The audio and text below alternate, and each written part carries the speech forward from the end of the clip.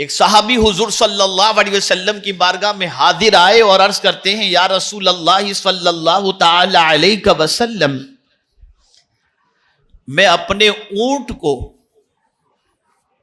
یا گھوڑے کو، جو بھی روایت ہوگی میں مفہوم عرض کرتا ہوں، اپنی سواری کو کھوٹے سے باندھ دوں اور اللہ پر بھروسہ کروں تو یہ صحیح ہے، اسے توکل کہا جائے گا، یا پھر کھلا چھوڑ دوں اور اللہ پر بھروسہ کروں اس کو توکل کہا جائے گا؟ آقا کریم صلی اللہ علیہ وسلم نے قیامت تک کے انسانوں کو توکل کا مزاج عطا فرمایا، ارشاد فرمایا تیرے بس کا کام تو کر لے، یعنی کھوٹے سے تو باندھ لے پھر اللہ پر بھروسہ کر، یہ نہیں کہ تم محنت نہ کر، گھر میں سویا پڑا رہے اور کہے تکیے کے نیچے سے لاکھوں نکل آئیں گے، یہ اللہ پر بھروسہ نہیں۔ نکل تو روزی کے لیے، نکلنا تیرا کام ہے، دینا تیرے رب کا کام ہے۔ یہ اس کو کہتے ہیں توکل۔ اللہ پر بھروسہ کرو، کامل بھروسہ کرو، اور جو سچا مومن ہوتا ہے وہ اللہ پر کامل بھروسہ کرتا ہے، اللہ پر توکل کرتا ہے۔ اب آئیے میں خواجہ صاحب کی بات بتا دوں اور اپنی گفتگو کو ختم کروں، اس لیے کہ آپ جانتے ہیں میں لمبی تقریر نہیں کرتا، میرے پاس اتنا میٹر بھی نہیں کہ میں لمبی گفتگو کر سکوں، مختصر کرتا ہوں اور چاہتا ہوں کہ وہی بات ذہن کے اندر بیٹھ جائے، اور کوشش کرتا ہوں کہ موضوع کی مناسبت ہی سے گفتگو ہو اور ایک ہی موضوع پر گفتگو ہو تاکہ بات اچھی طرح سے ذہن میں بیٹھ جائے۔ دیکھیں توکل کے معنی ہوتا ہے ٹیک لگانا، کوئی ایسا سہارا ہوتا ہے نا، سبحان اللہ، اللہ سے بڑا سہارا کون سا ہوگا؟ مجھے تو اعلیٰ حضرت عظیم البرکت کا یہ شعر جب یاد آتا ہے تو ان کے توکل پر فدا ہونے کو جی چاہتا ہے۔ کہتے ہیں جب وہ غفار ہے کیا ہونا، جب وہ غفار ہے کیا ہونا، لیکن پوری زندگی اللہ اور اس کے رسول کی اطاعت میں گزار کر پھر اس کے غفار ہونے پر توکل کیا انہوں نے۔ یہ نہیں کہ نمازیں چھوڑ دی اور اللہ معاف کرنے والا ہے، نہیں، جماعت بھی انہوں نے نہیں چھوڑی، پھر اللہ پر بھروسہ کیا، سنتوں پر عمل کیا، پھر اللہ پر بھروسہ کیا۔ یہ ہے اللہ پر کامل توکل۔ اب خواجہ صاحب کی بات سنیں، جب ہندوستان تشریف لا رہے تھے خواجہ صاحب، شہاب الدین غوری کی شکست خوردہ فوج کے سپاہیوں سے ملاقات ہوئی، دیکھا خواجہ صاحب کو ماشاءاللہ صوفی ہیں، اللہ والے نظر آ رہے ہیں، پوچھا بابا کہاں جا رہے ہو؟ خواجہ صاحب نے فرمایا اجمیر جا رہا ہوں۔ شہاب الدین غوری کی شکست خوردہ فوج کے سپاہیوں نے کہا بابا اجمیر نہ جائیں، ہم شہاب الدین غوری کے شکست خوردہ فوج کے سپاہی ہیں، ابھی شکست کھا کر کے ہم آ رہے ہیں، اور آپ اللہ والے نظر آتے ہیں، سیدھے سادے نظر آتے ہیں، آپ کو نہیں چھوڑیں گے، لوگ قتل کر ڈالیں گے، ہمارے پاس تو فوج تھی پھر بھی ہم ہار کر کے آ رہے ہیں، آپ کے پاس تو کوئی لاہو لشکر بھی نہیں، کہیں آپ کے ساتھ کوئی زیادتی نہ ہو جائے۔ اب خواجہ صاحب کا جواب سنیے، ارشاد فرماتے ہیں سنو، تم لوگ جب اجمیر آئے تھے تو فوج پر بھروسہ تھا، ہتھیار پر بھروسہ تھا، معین الدین آیا ہے تو اس کا بھروسہ اپنے رب پر ہے، یہ اللہ پر بھروسہ کر کے آیا ہے۔ اور یہ بات یاد رکھیں، خواجہ صاحب اپنی مرضی سے ہندوستان نہیں آئے، مصطفیٰ کے بھیجنے پر آئے، اللہ کے فرمان کے مطابق حاضر ہوئے۔ تو یہ توکل اللہ والوں کے اندر حوصلے پیدا کرتا ہے، توکل اللہ والوں کے اندر قوت عطا کرتا ہے۔ اور آج سب پر بھروسہ ہے، الیکشن کے موقع پر کینڈیڈیٹ گلی میں گھوم کر کہے گٹر کا پانی بند ہو جائے گا، بھروسہ ہے، سب کچھ ہے، سیاست سے مجھے کوئی اتنا اس پر، لیکن آپ دیکھیں ہم سب پر بھروسہ کرتے ہیں، نہیں کرتے تو صرف اپنے رب پر بھروسہ نہیں کرتے، اپنے رب پر بھروسہ۔ مجھے یہاں پر حضرت حاجرہ رضی اللہ تعالیٰ عنہ کی بات یاد آتی ہے،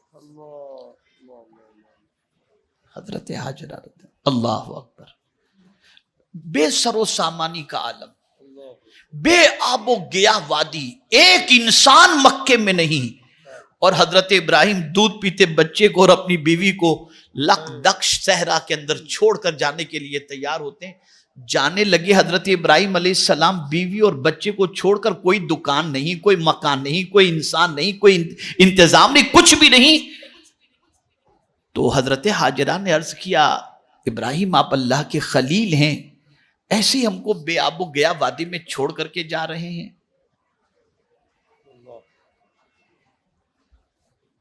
تو آپ نے کہا ہاں بس چھوڑ کے جا رہا ہوں. تو پھر انہوں نے کہا کہ کیا اللہ کے حکم سے چھوڑ کر جا رہے ہیں؟ تو حضرت ابراہیم علیہ السلام نے فرمایا ہاں اللہ کا یہی حکم ہے کہ تمہیں یہاں چھوڑ کر کے جاؤں. کہا پھر جائیے، ہم اللہ پر بھروسہ کرتے وہ ضائع نہیں کرے گا.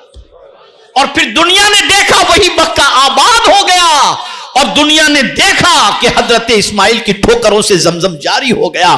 4000 سال سے زیادہ کا عرصہ گزر گیا، آج بھی پانی جاری ہے. یہ تھا اللہ پر بھروسہ،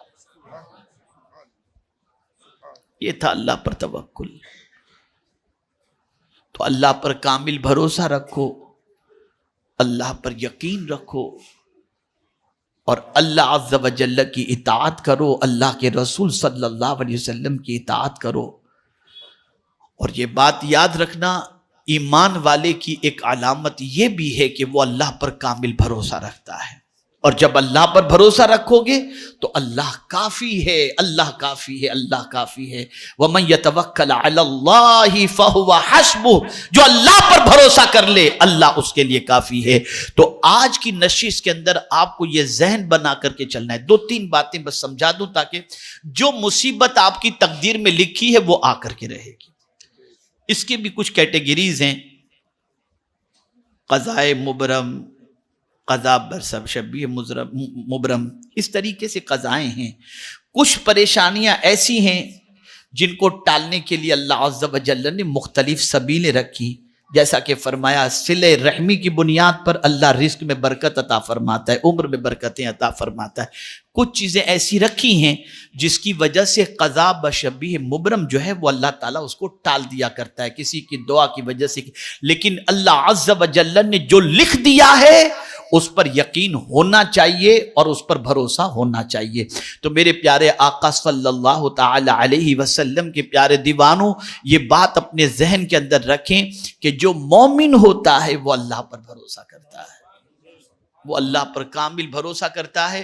اور جب کوئی اس پر بھروسہ کر لے تو وہ اپنے بھروسہ کرنے والے کی لاج رکھ لیتا ہے، رسوا نہیں کرتا. بس ایک آخری بات سمجھنے سمجھانے کے لیے کہہ دوں، بہت کم ایسے ہوں گے جو غلط کرتے ہوں گے، لیکن صحیح بہت، یہ میں جو بات سمجھانے جا رہا ہوں اس کی بنیاد پر آپ کو ایسا لگے گا کہ جو ہے وہ بالکل صحیح ہے. مثال کے طور پر کسی کی دکان پر آپ گئے کوئی چیز خریدنے کے لیے، اور آپ نے دام نہیں پوچھا، اس نے بتایا اتنے کا ہے، تو آپ نے کہہ دیا دیکھو ایسا ہے میرے بھائی، میں کسی دکان میں بھی نہیں جاؤں گا اور نہ مجھے آپ سے بارگیننگ کرنی ہے، مجھے آپ پر بھروسہ ہے، آپ جو بھی لوگے صحیح لوگے.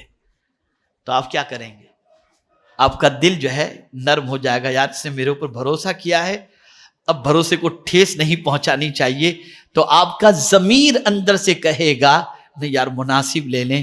تو آپ ذرا سوچو، یہ سمجھنے سمجھانے کے لیے اللہ کی تمثیل، اللہ عز و جل کی ذات ساری تمثیل سے پاک ہے. ارے جب انسان پر بھروسہ کرو تو وہ لاج رکھ لیتا ہے، تو خدا پر بھروسہ کرو تو وہ تمہاری لاج نہیں رکھے گا. اس پر بھروسہ رکھو، کامل بھروسہ رکھو. خواجہ صاحب نے پوری زندگی اللہ پر بھروسہ کر کے کام کیا اور اللہ عز و جل نے ان کے بھروسے کی لاج رکھی. مومن وہی ہے جو اللہ پر کامل بھروسہ کرتا ہے، اللہ پر توکل کرتا ہے. اللہ رب العزت جل جلالہ آقا کریم رؤوف الرحیم علیہ التحیۃ والتسلیم کے صدقہ و طفیل ہمیں اولیاء کے نقش قدم پر چلنے کی توفیق نصیب فرمائے، ان کے کردار کا صدقہ عطا فرمائے، ان کے رنگ میں رنگ جانے کی توفیق نصیب فرمائے، ان کی تعلیمات پر عمل کی توفیق نصیب فرمائے، ان کے بتائے ہوئے راستے پر چلنے کی توفیق نصیب فرمائے. اور پروردگار ان کے اللہ پر توکل کا ذرہ ہمیں بھی نصیب فرمائے. وما علینا الا البلاغ المبین.